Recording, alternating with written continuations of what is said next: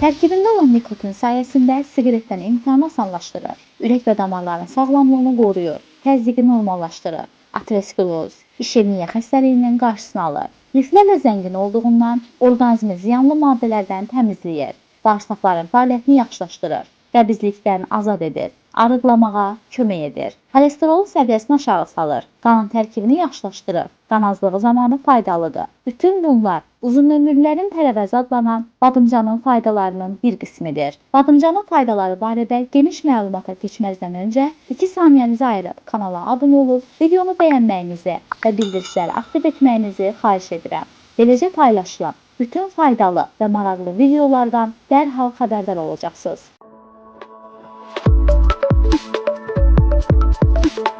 Botanika elmində badımcan tərəvəz yox, giləmeyvə sayılır. Vətəni Hindistandır. Burada yabani halda bitir. Badımcan Avropa ölkələrində 13-15-ci əsrlərdə bir illik tərəvəz bitkisi kimi becərilməyə başlayıb. Badımcanın təbii rəngi bənövşəyidir.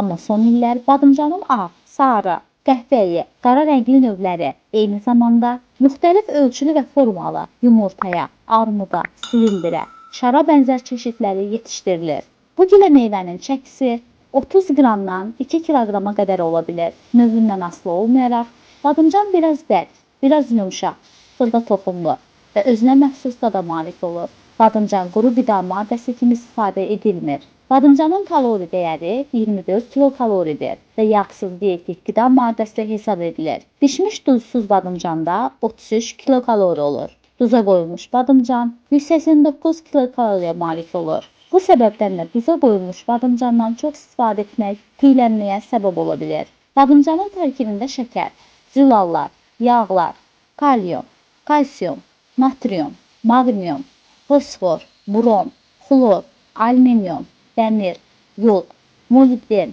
titor, kolbat, sink, müxtəlif mikroelementlər və B1, B2, B6, B9, C, P, PP, D vitaminləri var. Tərkibində liflərlə, pektin və digər dietik maddələrlə zəngindir. Bu maddələr orqanizmdən xolesterolun azalmasına və artıq qidaların xaric olunmasına səbəb olur. Badımcandan hazırlanan yeməklər aterosklerozun, ürəyin işemik xəstəliklərinin, öd daşı xəstəliyinin əmələ gəlməsinin qarşısını alır. Qanda pis xolesterolun miqdarının azalmasına səbəb olur. Badımcandan bişirilən yeməklərlə qidalanmaq qan azlığını aradan qaldırır. Badımcan, şəkər xəstəliyi və böyrək xəstəlikləri zamanı çox faydalıdır. Yaşlı adamlara daha çox faydası dəyir. Belə ki, badımcan ürək-damar xəstəlikləri əlamətlərini və bu xəstəliklər səbəbindən əmələ gələn şişkinliyi aradan qaldırır. Badımcanın tərkibində olan təbii turşular ateroskleroz xəstəliyinin əlamətlərini azaldır və xəstəliyin sağalmasına yardım edir. Badımcandan hazırlanan qidalar qaraciyər və böyrək xəstələri üçün çox faydalıdır.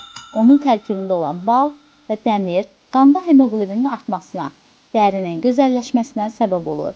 Hamilə qadınlar və uşaqlar üçün olduqca faydalıdır. Çünki badımcanın tərkibi vitaminlər və mikroelementlərlə zəngindir. Tərkibində karbohidratların miqdarı az olduğuna görə badımcan artıq çəkidən və şəkərli diabetdən əziyyət çəkənlər üçün əla qida vasitəsi hesab edilir. Badımcanın şirəsi bakterisid təsirə malikdir və yaraların sağalması sürətləndirir. Badımcana xüsusi tünd dad verən solanin N adlı maddə var.